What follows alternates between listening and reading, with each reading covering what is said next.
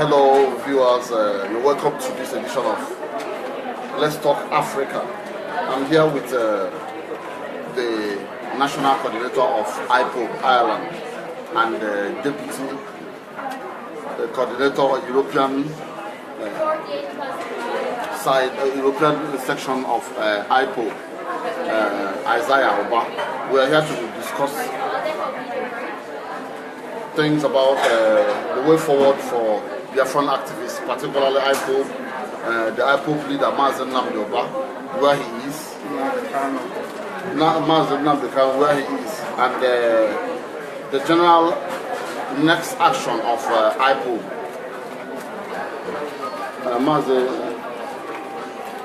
Isaiah, you're welcome to this edition. Thank you very much. Thank you very much. Thank you very much. So what is the way forward with IPOB and the Biafran struggle? We entertain your questions, whatever you are, but you just have to be mannerly in asking the questions. We will read it out, and if you have a question for Isaiah, he will answer it in a very decorum way. If it is not properly to our rules, we will not read it out. Wherever you are in any part of the world, we will recognize your question and read it out if you want. So, what is the way forward for IPOB, Isaiah? Okay, thank you very much, my editor. First of all, good evening, everyone. Ladies and gentlemen, men of goodwill and of good conscience. My name is Isaiah Oba. I have Nnamdi in Imo State. I live here in Ireland by the special grace of God. I serve the indigenous people of Biafra in the capacity of national coordinator, at the same time deputizing my European rep. His name is Nnamdi, of course. He lives in Switzerland. Of course, regarding to your question about what is the way forward, there are a lot of things that are happening. One thing everyone should know, in as much as this Biafra restoration is concerned, is that IPOB are very, very steadfast on their quest for Biafra restoration, which we have made it very, very clear to Nigeria and her government that people have assigned this project, and there's no force on this planet Earth can stop it as long as Nigeria continue in their manner of conduct when it comes to human rights abuses. And when you talk about human rights abuses, I think I understand there are many things we want to talk about. We'll take them step by step.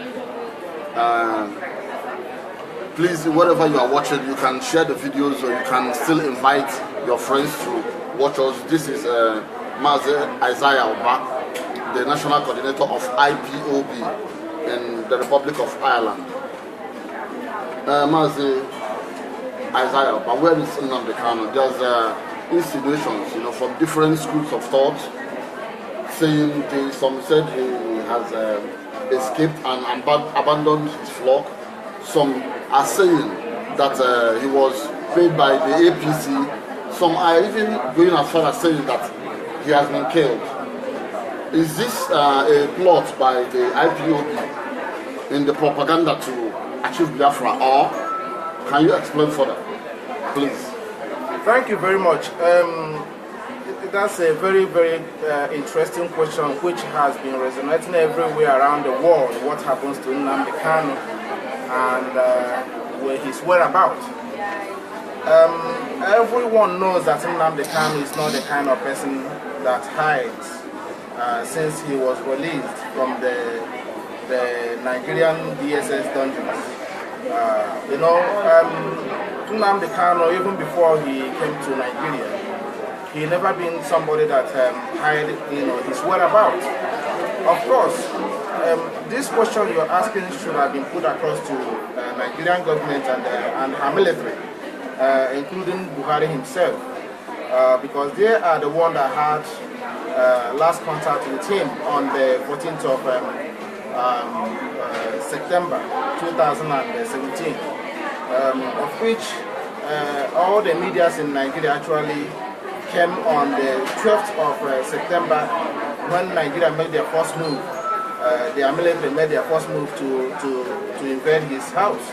And he sorry, before you continue with that, some of our viewers and some who may be rightly tangling with me on this is saying that if actually the Nigerian government are withholding Nnamdi Kanu, that IPOB must be making a very serious noise about his whereabouts. But it looks like IPOB is just not too loud about the disappearance of Nnamdi Kanu. You see, IPOB, we have a way we operate. From the very first time our leader, Nnamdi Kanu, was arrested, first of all, he was kidnapped. And we did not know as much as you heard about it. If not that we have our men at home. I mean, where was he kidnapped? Because the last time we heard about him was when the Nigerian military members of the Operation Python dance visited Afari, his father's palace, and there was like gunshots around the surroundings. Yeah. And ever since then, we haven't heard anything concerning Nnamdi Kanu. You see, on that event, on that situation, that invasion of our leader's house, you realize you see, there's something that Nigerian government always do when it comes to IPOB. Yeah. When they kill any member of IPOB, they always take the body away. Except the one that they could not take the body away. They always Why are they taking the body away? And it's just to cover the evidence of their crime.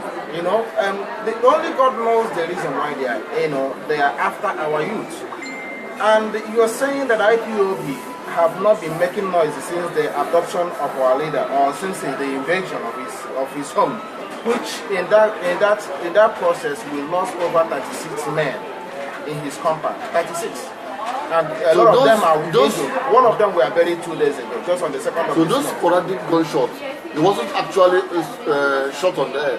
They were shooting at people. If you look at the walls of the... I saw some... you can see the bullets... Gunshot holes, yeah. Bullets already... On his house, even through the window where the window of his own bedroom. So, and you don't expect when something like that happens, people don't die. So, are you telling me that they actually came into that compound and took hold of Nnamdi Kanu? They went in there, as we believe, and they took him away. Whether they killed him, whether they had him alive, we don't know yet. If you remember when one of the Nigerian defense minister was interviewed by the BBC, they asked him. He said that the army did not go there. Later on, 2 days later, he claimed that the army went there, but they didn't see Nnamdi Kanu. But at the end of the day, they are the last people that had contact with Nnamdi Kanu. So they are the ones that have to answer this question, which we expecting them. If you expect IPOB to be too loud, you can't proscribe us in the process and be killing us on the street, and then expect us to be, how do you want us to be loud other than what we are doing through our, media platforms? Our people, IPOB is being proscribed, they've been tagged as terrorist organization, which, the European organization, EU, where we reside here, actually disagree with them over that, even the Britain themselves. We will come to that, but the matter, the crux of the matter at the moment is, where is Nnamdi Kanu? Are you sure? Because if actually they took hold of Nnamdi Kanu on that day they invaded the palace, IPOB will be making more noise. I don't understand the type of noise or the kind of noise that you want to see. IPOB was. You remember that the Nigerian government immediately went to their court, which they never respect the rule of law. Yeah. They never even adhere to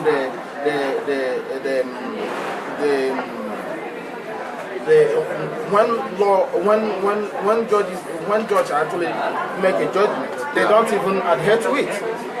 But they went to the same court where they disobeyed the court order and obtained permission and the power to proscribe IPOB. In that regard, I mean, how do you want us to go on? Now you can see actually our people they don't come on the streets protest like the way they used to do. They don't wear the T-shirt. Again, not to be identified as an IPOB, members, which they go house to house, adopting and killing some of them. The only people who have the advanced opportunity to make the noise you're talking about is we IPOB in the diaspora, which is exactly what we're doing. Because we don't want to lose more of our youth in Biafra. Okay, so what you are telling us categorically now is that the federal government of Nigeria, they are holding up Nnamdi Kanu. They are holding up Nnamdi Kanu. We believe they are holding up to him. And they are the one that will come out and said what happened in his house and how many people that they killed there. At least from our own record, we have counted about 36. One of them was buried yesterday, 2 days ago, which on the 2nd of this particular month. It's all over the Facebook. Okay, the leadership of the Biafran area, particularly the Igbo area, which I fought of the Biafran struggle. I mean, the Ohaneses, the governors, have they been asked where is Nnamdi Kanu or what they are doing on his disappearance, sudden disappearance? First of all, it's a very long story, but I'm gonna take my time now and explain to you what transpired between Nnamdi Kanu and the Southeast governors and the Ohanes indeed, which been led by Chief John Nnamdi. Yeah. So what happened was, this thing that we Igbo people do have sometimes when somebody is doing well, they think like, I can do as well, instead of supporting their own. It was a deliberate act to kill Nnamdi Kanu, which I believe Southeast governors are in collaboration with the Python Hands that actually happened in Southeast Biafra land, or if you like, in Nigeria. This is the plan because they had a meeting. What you saw that happened on the September is exactly what happened in 1966 coup between what's his name, the Uzogu and other and other majors and militaries during that of their era. You see, Hausa people, when they tried to buy Nnamdi Kanu over from the prison, and he rejects every offer being given to him, they get frustrated on the type of crowd and command and the followers that are following this particular man. And at the same time, it's like IPOB have taken the whole entire region. It's totally in their control. And the Southeast governors feel like they are powerless. What led to the attempt to kill him is one of the exercise he conducted when he was still in prison, our leader, which was sit at home. The October 30th sit at home, May 30th sit at home, which the whole entire East and South as they call them, observed it. And that becomes a very big threat. Don't forget, they have given Igbos quick notice from the north over that exercise exhibited by IPOB. Now, Nigerian government are frustrated. At the same time, Southeast governors are frustrated. how are we going to engage this guy? How are we going to be able to take control? But what they forgot that what Nnamdi Kanu has was only the truth. Only the truth. Nothing but the truth, which the Southeast governor doesn't have. So, seeing Nnamdi Kanu controlling the whole entire Southeast and South-South, if you like, I'm just using it as the way they so that most of them can understand it. You know, it's something that they want to do something very serious about it with Hausa Fulani, which are their masters. Okay, there are a lot to talk on. A lot. Nnamdi Kanu. And with what is happening in Nigeria now, this is 2018, and on New Year Day there was killings. Second day in Benue by the Fulani herdsmen, but there was still killings in River State, in the Omok. This is the south area, the Onega area, and you know, there's contradiction or whatever. Who do you think are doing these killings? First of all, our people need to understand. You know, the work Nnamdi Kanu have done, you know, in saving the life of our people. If not that the emergence of IPOB and then Nnamdi Kanu at this particular time, it would have been a different story as we are here now talking about it. What IPOB was doing within Nnamdi Kanu is to wage the force of Hausa Fulani, because the plan of Muhammad Buhari and the reason why he come into power is to Islamize. Our people need to get that into their mind and into their head that Buhari agenda is only to Islamize the whole entire Nigeria, and their main target is the East. And how are they? Do you think it is possible? What are their strategies? Well, their strategy is actually working for them. As you are seeing the recent, since Muhammad Buhari have gone into power, you have seen the recent attacks all over Southeast and South-South.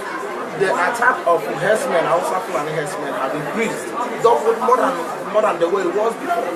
Hausa Fulani now, you can see them carrying AK-47, AK-49, going into the farm, killing people. What they do is that when they attack these villagers, which are within the remote areas of Biafra land, you know, it will push out the people who are actually more, or the elderly ones who are actually keeping an eye on the, you know, that are left at home. You know, and when they go out, these people will occupy. This is how they advance their army. Now, don't be surprised. Don't be on illusion of what is happening in Benue State. If you look at the video today, you see a lot of people have left some part of Benue State. You know, what do you think that will happen there? These people will come and occupy the areas that they have left, and from there they will be launching further attack into the town. I don't know if you have seen the recent video of Abubakar Shakal, the one that he made about yesterday. So he made it very clear that, you know, their target is Igbo land, and for the fact we don't have a weapon to reprisal these attacks, it will continue. And as they are invading churches, the one that happened in this December, I think, was it December, ending of this December or January, in the church, in the church. It happened on the 31st of December, 30th of December. They went and invaded the church in Benue, and they killed a lot of people there and raped women inside the church. And now, these are Hausa Fulani herdsmen. And what happened yesterday and today, when these people came out to protest, the police that are supposed to, you know, feel the pain that these communities are going through, they shot at them. So telling you that they are behind what Hausa Fulani is doing. You see, they are the ones doing it in the night and coming out in the day pretending. Because you cannot shoot and not protest that you have seen their villages being rampaged by the Fulani herdsmen. And you're telling me that who are you protecting? Are you protecting the local communities, or are you protecting the attackers who are invading the village? Mazi, as I will come further to that. There's something I want to ask you. the goal of the IPOB is to achieve Biafra. Yes. Is it by any means necessary?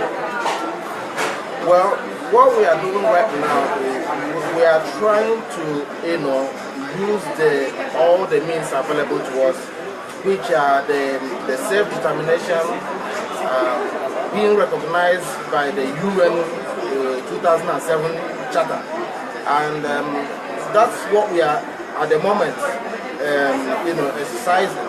And as long as we are concerned, IPOB is not going to go violent. But mind you, that self-determination is not a crime.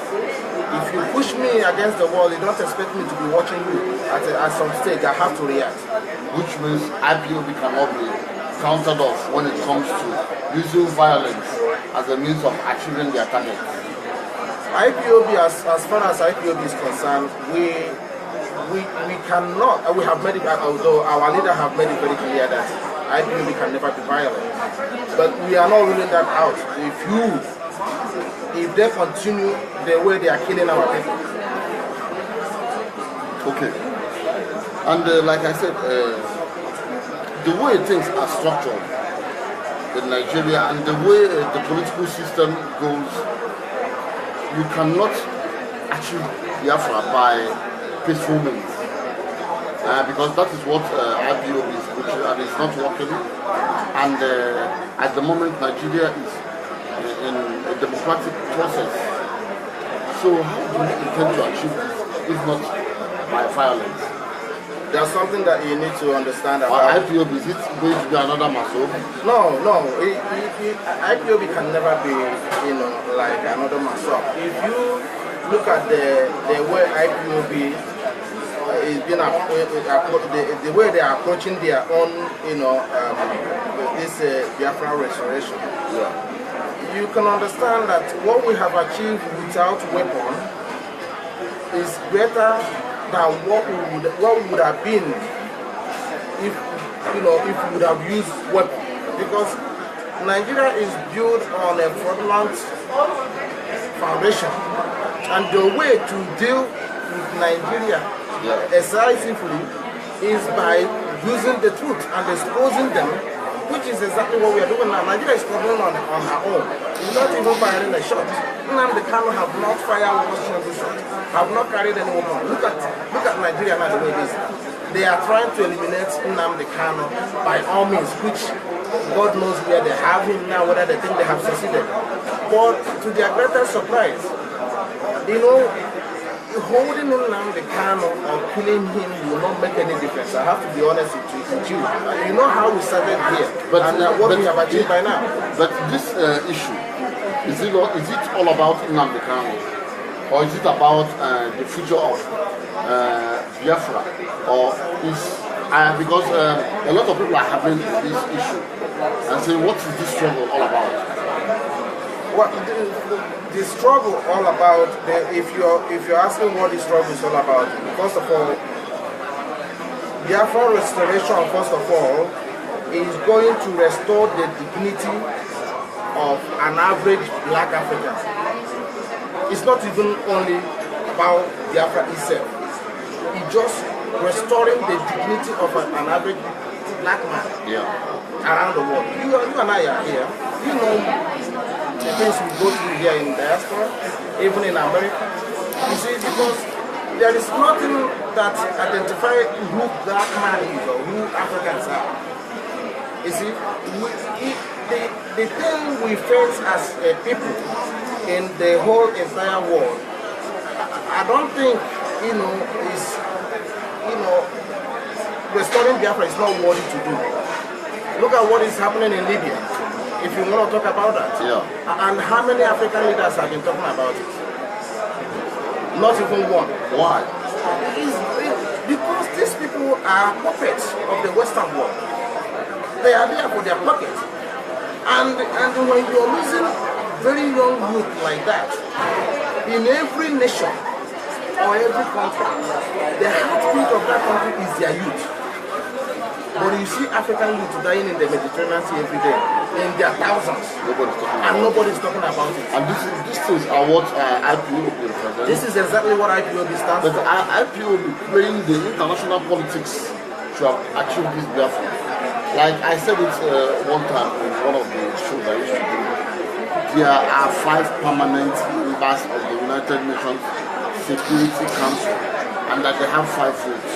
And if each of them vetoes something that is not going to come to pass, how will IPOB achieve Biafra when they are always and constantly talking against these veto power holders and assumed to be seen of not playing the international politics? Well, IPOB is doing the best they can, but first of all, what you have to understand about the international community or UN, as the case may be. Remember, UN was there when we were killed about 5 million of us during 1967 to 1970. What did the UN do? Did they do anything? We don't expect them to do much, because UN is a kind of organization that is for the big boys. You see, if it doesn't favor them that much, UN is a corrupt organization, if I may use that. But they are the powers that be. Well, they are the powers that be, but why Trump is against it now? How come Trump is pulling out of UN and not supporting them, and they are collapsing? Okay, let's go to Buhari. We've seen what is happening lately in Nigeria. It looks like the man is losing it. I know IPOB is against Buhari from day one, but we have to be factual. There are key decisions that you would imagine what is really going on. The IPOBians are really right in some of the things they are saying. For instance, the federal government just appointed dead men into national board. What can you say about that? You see, there's something that you need to understand about Buhari and his kinsmen. I have taken my time to study about Hausa Fulani people, including Buhari himself. I can tell you, honestly speaking, you see, IPOB, they don't massage words. They will tell you the way it is, whether you like it or not. Yeah. I believe that Hausa Fulani are very, very smart when it comes to politics, and they have adopted the Western world of politicking. Yeah. And how is that? Give me just about 2 minutes, let me just elaborate this a little bit. You see, Hausa Fulani have taken the whole method of the Western world of politicking when it comes to race. Because, you see, the Western world, the cohesion, they always play this politics of supremacy. They don't want anyone to rule above them when it comes to the Western world. Yeah. You see, they maintain that it doesn't matter who stays in power. Yeah. They just want that power to remain under their control. This is what Hausa Fulani have managed to adopt. I believe, being engineered by the British. Hausa Fulani people, which when I say that this is Buhari's people, and I know he represents them. They don't see themselves as Black Africans, if I have to use that word. That's why they kill with impunity anywhere they are. They don't kill Black people with mercy. They are fellow people they see as the same color with them. So they have adopted this system and it's working for them. Now, let me tell you about the Nigerian politics, how they are playing it. Let's use the recent one. So before you continue, viewers, ladies and gentlemen, please, if you have questions, throw it in. I'm very sorry about, I have severe cold and catarrh, and it's one of my worst sicknesses. So I don't want to share the influenza epidemic to you. I've covered Isaiah Yoba with the Holy Ghost fire and Chukwu spirit. So if you have questions, please send it across. We will read it out. And please, we want decorum. We want you to respect yourself. This is just part 1. We are coming to part 2. The Igbos will always say that relax in your place. You can share the videos if you want. I'm talking with Isaiah, the national coordinator of IPOB Ireland, and the deputy European Continental representative in this hemisphere.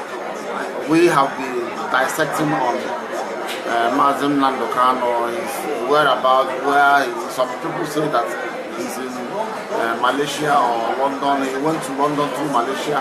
Some are saying that he's been killed. Some are saying that the federal government still has him. There's lots of hypotheses, on that issue. We are talking about the realization of Biafra, whether it's possible or not, the direction of IPOB, the aims and objectives of the organization, and some of their foreign policy, they have been saying. And I once more apologize for my tone. I want you to throw in your questions. We will read them and we will get it across to you. Nnamdi Isaiah, I thank you for still being here and being patient, answering our questions. I want to ask you this thing. Many people are having issues with some of the cadres of IPO on their manner of approach, or how they relate to them. When there's issue to be discussed, you see that the verbally honed opponents or people who doesn't follow their political interpretation. Is this the teachings of IPOB? That question, you need to, put it throw more light in it so I can be able to get it right. I mean the way IPOB cadres online and on the street argue about issues. Some of them don't want to argue. They have issues to argue, but they are not putting it in a better form. They are confrontational. They are seen to be confrontational. Yeah. Well, first of all, I have to defend every single IPOB, regardless on what the case may be. That's my own job, and that's my oath to do so. IPOB or Biafrans at large, one thing is you understand there's no race that have gone through what we have been through will not be very aggressive when it comes to issue like that. You see, our people are so much angry on what is happening to them. Nobody is speaking for them. Ohanes and Igbo, which you asked me a question about before, it didn't give me a chance to finish the question, has never defended these guys. They have never represented these guys. The Southeast governors, their political parties, reps or representatives, never in one single, part of the life of these young men represented them. You don't expect them to be quiet. You cannot be the child and insist them not to cry. You need to sit them down and listen to them. You don't go on the streets and kill them and you expect them to be quiet.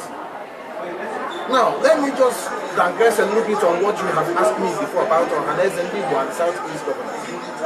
Ohanes and Igbo, we understand as our elders, our advanced, fathers that could have, defended us and do the needful. And I can ask you a question as our viewers are here now. Let them go and investigate what is the legacy of Ohanes and Igbo. What can you be proud of about Ohanes and Igbo? As people who answers Ohanes and Igbo. Nothing. Ohanes and Igbo were there as fathers, watching their children, unarmed children, being slaughtered in the broad daylight. Their blood were flowing on the street. And you don't know psychologically, there is a huge effect on people, children watching these things happening. Okay. And you expect us to be quiet on Facebook? You don't want to see their grievances. You see, you need to go into them and see and understand what is pushing them to be very aggressive when it comes to that. That's what we said. I want to put this to you. Does IPOB has a political approach to the solutions in Nigeria and the restoration of Biafra? For instance, people have been asking, why not IPOB get into partisan politics or support candidates into politics so that some of their agitations can get to the center stage in a more smooth way? Well, when you know how Nigeria is being structured, yeah, it's impossible for anybody from the south, east or south, as they call it. We have people who are in the House of Assembly and all the rest of it. We have the southeast governors. What have they achieved? People general, chief, or the Nogojuku, had ABGA. The reason why he formed ABGA is to use it as a political party and get the message across. What happened in the process? I was Fulani as usual. They frustrated and they manipulated and they messed it up. You have UPP. What happened in UPP earlier of last year during their vote? They killed some people. The people who had their name in the party to contest, when they come to the arena, it wasn't their name in the book. They didn't find their name. So before you continue, Jude Wanze, I want to read out your contribution. You said grazing bill is one of Islamization agenda by House of Fulani. Thank you, Jude Wanze, for your contribution. Kanu, all hell Biafra. Mohammed Ikram, Lines. Thank you for your contributions. You can tag this video to your friends so that they can make their own contributions. I am here with Mazi Isaiah, the IPOB National Coordinator for the Republic of Ireland and the European Deputy Continental Representative. We are dissecting issues relating to the Biafran struggle, the disappearance of Nnamdi, Kanu, Buhari, and Nigeria. The government of Buhari, it looks like Buhari is in captivity because, like I said earlier on, some of the policies that are being turned out to the public is makes of caricature. As in, are these people really serious? Do you think Buhari is really running the country of Nigeria? I may say something that may shock you right now because as far as we know, the man in Asrock is not Buhari himself. If you look at all the speech he made this January, yeah, anybody that knows Buhari, the one that I know, and the one you know that it's not him. Some of the speeches he's made in the recent past, yeah, it's not like him. The one he has been attending functions. Well, the one he made, the address he addressed, what do you call the House of Assembly? That's what is that what they call it? Is it the national, the New York State? No, not the New York State. The one he had with the House of Assembly last month. Okay. I was watching Buhari that I know. Yeah. For 45 minutes he was reading in the paper without looking on the camera. That is not Buhari that I know. Really? Go and watch that video when he addressed the House of Assembly. For 45 good minutes, so his face is like this. He didn't look on the camera until he left. And there's no camera there's no camera that can approach close to him so that people will not know if it's him or the guy called Aminu Jubi from Sudan. So the end. And what of all the functions he's been attending, functions of local people that know him, some of his associates. Which one? Which He has been identifying them. No, there's never a place now you can see Buhari in a very public way, like the way he during his electionary campaign. Nobody have seen him that close. Go and check all his appearance this time around. You can only see him on the television. There's no one that have come much closer or camera that come closer to him, so you can see it was him. Okay. I think we will be closing up for the first segment of this. 2019 is the key. We will know if Buhari is still there. We will be coming, I think, in the second part of this discussion. We will be talking about 2019, the strategy.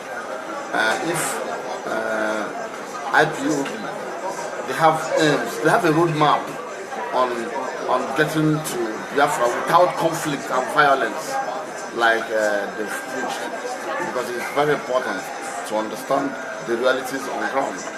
We'll be closing up for this first part. And the second part, we'll talk about 2019, if IPOB have a roadmap to restoring Biafra and light. Stay tuned with us.